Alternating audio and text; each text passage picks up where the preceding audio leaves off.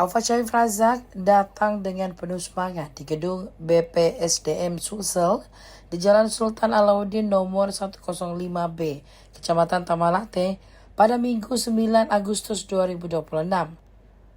Segala persiapan sudah siap. Aufa sapaannya masuk ke gedung utama kantor BPSDM Sulsel. Tujuannya ke meja registrasi yang melangkah dengan ibunya. Namanya ditulis di secari kertas registrasi menandai awal mulai perjalanan pendidikannya. Aufa resmi masuk ke dalam asrama Sekolah Cendekia Merah Putih atau SCMP Sulsel. Satu persatu barang bawaannya mulai diturunkan dari mobil, tas punggung, koper maupun travel bag persiapan Aufa masuk asrama. Barang diturunkan dahulu di area lobi utama. Aufa nampak begitu bahagia, berkali-kali senyumnya terpancar, bahkan menyapa reporter tribuntimur.com.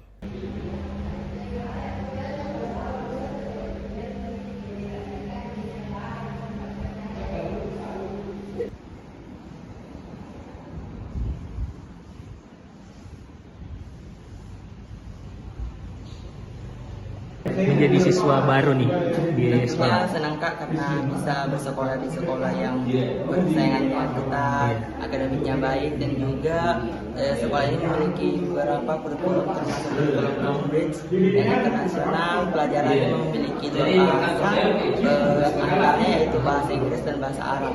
Jadi untuk awalnya nanti ini selama beberapa bulan itu ada diadakan matrikulasi Kak.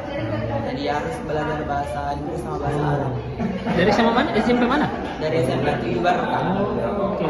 Mungkin cita-citanya nih mau tembus perguruan tinggi mana nih, di luar negeri kah atau gimana? Ya, insya Allah itu impian saya jadi dokter Kak. Dokter. Iya. Bisa kuliah di luar negeri tentunya. Iya.